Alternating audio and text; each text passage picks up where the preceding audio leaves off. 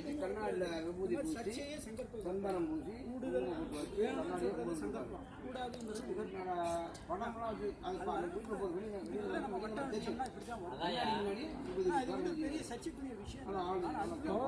உங்களுக்கு விருப்பம் மட்டும் தான் பூசிக்கிறீங்க. ஆனா அவர் சொல்ற மாதிரி அப்ப வட்டத்துக்குள்ள வந்துடுறீங்க போயிருங்க அந்த மிகர பழைய இங்க வந்துருங்க.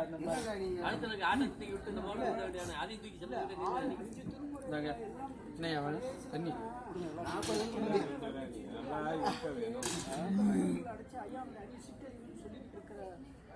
பேச்சு நடக்குது. அது பெரிய மகாபாலம். காரணம் என்னன்னா 2ஆம் திருமுறையில ஒட்டியூர் பதிகத்துல ஐம்பெருஞ்சோதி ஒரு படிமானாகும் படப்பக்கநாதரையும் பாடுறாரு. அப்ப என்ன அர்த்தம்? நாமெல்லாம் வந்து அங்க இருக்கிற கூட வர படப்பக்கநாதரா பாக்குறோம். எல்லாத்தையுமே ஐம்பெருஞ்சோதி அம்சமாதலால் ஒரு உயிரை உண்டாக்குவதற்கு நமக்கு எந்த சுதந்திரம் இல்லை, அழிப்பதற்கு நமக்கு சுதந்திரம் கிடையாது அப்படின்ற அந்த உண்மையை வந்து அவர் பிரகடனப்படுத்துறாங்க அந்த கதையை. அதனால அதை விட விட்டுறாங்க. அதனால ஜீவகாருண்யம் என்பது அவ்வளவு முக்கியமானது. அதனால்தான் பசி தவிர்க்கும் பொழுது ஒருவனுக்கு உயிர் விளக்கம் உண்டாகிறது. உயிர் விளக்கம் உண்டானவன் அவனுக்கு ஆன்ம விளக்கம் வருகிறது. அப்பதான் அவனுக்கு படிக்கலாம், உத்தியோகம் தேடலாம், அல்லது ஞானியாக ஆகலாம்ன்ற எண்ணங்கள் அப்பதான் அவனுக்கு வருகிறது. பசியோடு இருப்பவனுக்கு என்னதான் இது பண்ணா இப்ப பசி என்னதான் சொன்னாலும் அதனாலதான் வள்ளல் பெருமான் பசி வடபுள்ள கூட முதல்ல சாப்பாடு தான் வழிபாடு. அப்புறம் தான் தர்மம் சத்திய தர்மசாலை தான். வெறும் அன்னதான கூடம் வைக்கல, வெறும் அன்னதான சாலைன்னு வச்சு கிடையாது. சத்திய தர்மசாலை வெறும் சாப்பாடு போடுறது மட்டும் அங்க அது கிடையாது. சத்தியத்தை அங்க கற்றுக் கொடுக்கிறார். ஒரு மனிதன் சத்தியமே வழிவாங்க, சத்தியத்தை கடைபிடித்து வாழணும். அதனால அவர் சமரச சுத்த சன்மார்க்க சத்திய சங்கம் வைத்தார். ஞான சபைக்கு வெறும் ஞான சபை, வெறும் கோயில் மட்டும் சத்திய ஞான சபை என்று வைத்தார். சத்தியத்திலிருந்து பிறக்கக்கூடிய அந்த ஞானம், அதாவது ஞானம் தான் என்னன்னா எல்லாமே தமிழோடு வாழ்க்கிறதா ஞானம். படிப்பு கிடையாது, அறிவு கிடையாது. அவையா படிப்பு அறிவு அகங்காரம் வந்துடும். ஞானம் என்பது எல்லா உயிரையும் தமிழ் போல் பாதிக்கின்ற தன்மை வரும்போது நம்ம படிக்கவே தேவையில்லை என்றார். ஒரு சன நேரத்தில் எத்தனையோ கோடி பிறவிகள்ல படித்து சேகரிக்கக்கூடிய ஞானங்கள் எல்லாம் ஒரு சனத்துல பெற்றுவிடலாம் என்று வள்ளல் பெருமான் சொல்றார். அது நிறைய சொல்லிட்டே வர்றார். ஒரு வண்டியில வந்து 10 ஆள் சுமை வைப்பாங்க, 10 மூட்டை. அது மாதிரி 40 வண்டியில இருந்தாங்க, அது ஒரு சூழ் வண்டியா. அது மாதிரி 1000 வண்டி இருந்தா அது ஒரு 1000 சூழ் வண்டியா. இது மாதிரி 1000 கோடி வண்டியில இருக்கக்கூடிய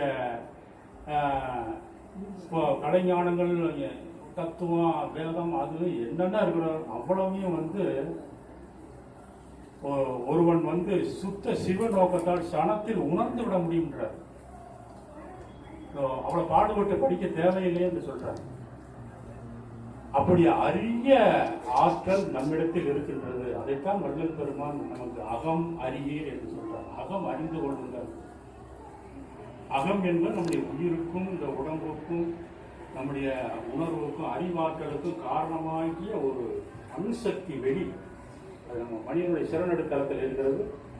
அது உயர்ந்த ஞானியர் திருமூலர் போன்றவர், மாணிக்க வாசகர், ஔவையார், அதெல்லாம் குறிப்பாக சொல்லி இருக்கிறார்கள். அதை அந்த தெய்வத்தை யாருமே வணங்கல. பூரா கோயிலும் அலைகின்றான் மனிதன். உருவத்தை வைத்துக் கொண்டு தீபத்தையே வைத்து வணங்கினாலும் நமக்குள்ள அந்த அனுபவத்தை பெறணும். அதான் திருமூலோட நெற்றிக்கு நேரே புருவக்கு இடைவெளி உற்றுற்று பார்க்க ஒளிவிடும் மந்திரம் பற்றுக்கு பற்றாய் பரமன் இருந்திடும் சிற்றம்பலம் என்று சேர்த்து கொண்டேனே. உண்மையான இறைவன் நமக்குள்ள ஆன்ம வெளியாக அறிவு உணர்வாக நமக்குள்ளே இருக்கிறார். அதை உற்றுற்று பார்த்து அந்த அனுபவத்தை பெற கற்றுக்கொள்ளுதல் வேண்டும். அதனாலதான் வள்ளல் பெருமான் கரண ஒழுக்கத்தை அதான் சொல்றார். முதலில் நமது மனத்தை புருவ மத்தியன்கண் வைத்து சிந்தித்து பழகுங்கள். வலது நாசியில சூரியகளை ஓட்டி பழகுங்கள். அதுதான் இடது கை பக்கமா படுத்து பழகுங்க. சுத்த சன்மார்க்கம் இப்படி அனுபவத்தை தான் நமக்கு வள்ளல் பெருமான் நம்ம கற்றுத் தருகிறார். அதனால வெளியிலே இறைவனை தேடி அடைய தேவையில்லை. எங்கும் உள்ளும் புறம் இறைவன் நிறைந்துதான் இருக்கிறார். அதனால அவருடைய நெருக்கி வந்து கடவுள் நிலை அறிந்த அம்மய மாதன் என்று அவர் அடைவு கொடுத்திருக்கிறார். கடவுளை தேடி போறதில்லை. கடவுள் நிலை எங்கும் நிரம்பி இருக்கிறது, உள்ளும் புறமும் எங்கும். அணு அணுதோறும் அவனுடைய ஆற்றல் இல்லாமல் கிடையாது. அதை தவிர வேற ஒன்றும் கிடையாது. ஆனால் மனிதன் வந்து அதை மட்டும் மறந்துட்டு மற்ற எல்லாத்தையும் தேடுறான், எல்லாத்தையும் பெறுவதாக நினைத்துக் கொள்கிறான். அதுதான் எல்லாமே இருக்கிறது என்பதை உணர்வதே கிடையாது. அதை எப்பொருக்கும் எவ்வுயிர்க்கும் உள்ள அகத்தும் புறத்தும் இயலுண்மை அறிவின்ப வடிவாங்கி நடிக்கும் மெய்ப்பொருளாம் சிவம் ஒன்றே என்று அறிந்தேன் என்று வள்ளல் பெருமான் சொல்றார். எல்லாத்துக்கும் ஒன்றுதான். அதான் கருணையும் சிவமே பொருளென காணும் காட்சியும் பெருக மற்றெல்லாம் மருள் நெறி என எனக்கு அறிவித்த வண்ணம் பெற்றிருக்கின்றேன் என்று வள்ளலார் சொல்றார். மற்றதெல்லாம் மருள் நெறின்றார். கருணையும் சிவம்னா கடவுள், அந்த சச்சிதானந்த நிலை, இயற்கை உண்மை அன்பு அறிவு இன்பமாகிய நிலைதான் கடவுளுடைய தன்மை. அது நம்மிடத்தில் மனிதனிடத்துல கருணையாக இருக்கிறது.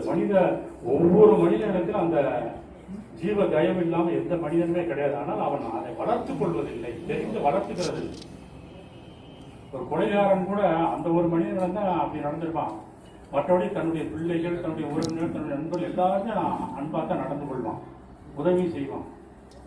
ஆனால் ஒவ்வொரு மனிதனிடத்திலும் அந்த ஜீவ தயவு இயல்பாகவே இருக்கிறது. அதை வள்ளல் பெருமான் சொல்றார். மனித ஆன்மா வந்து இயற்கையிலேயே இயற்கை குணம் வந்து ஜீவ தயவு குணம். அதே நேரத்தில் இயற்கை மலம் குற்றம் வந்து ஆணவம்.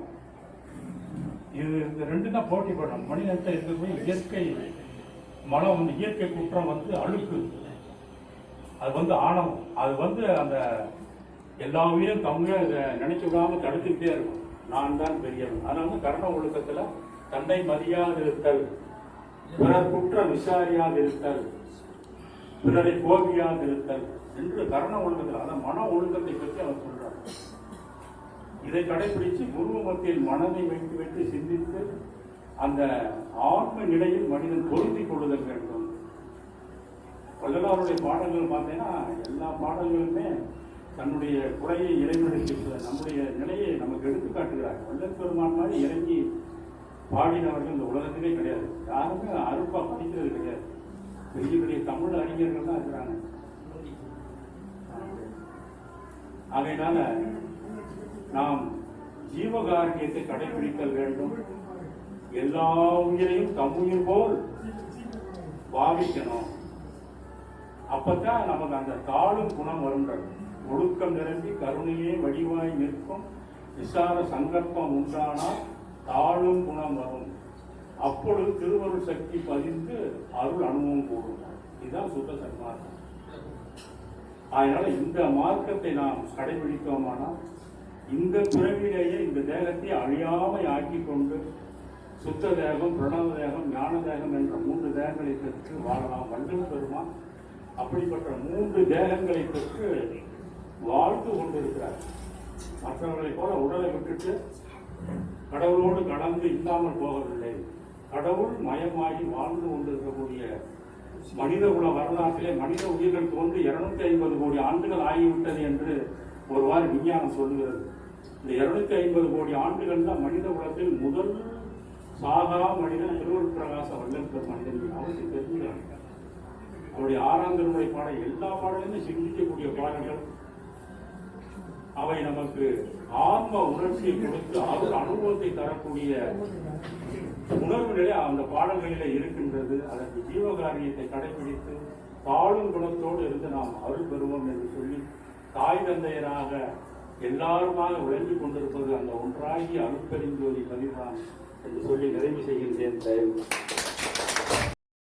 ஜோதி ஜோதி ஜோதி சிவம் வாம ஜோதி சோம ஜோதி வான ஜோதி ஞான ஜோதி மாக ஜோதி யோக ஜோதி வான ஜோதி ஞான ஜோதி ஏம ஜோதி யோம ஜோதி ஏழு ஜோதி நீரு ஜோதி ஏக ஜோதி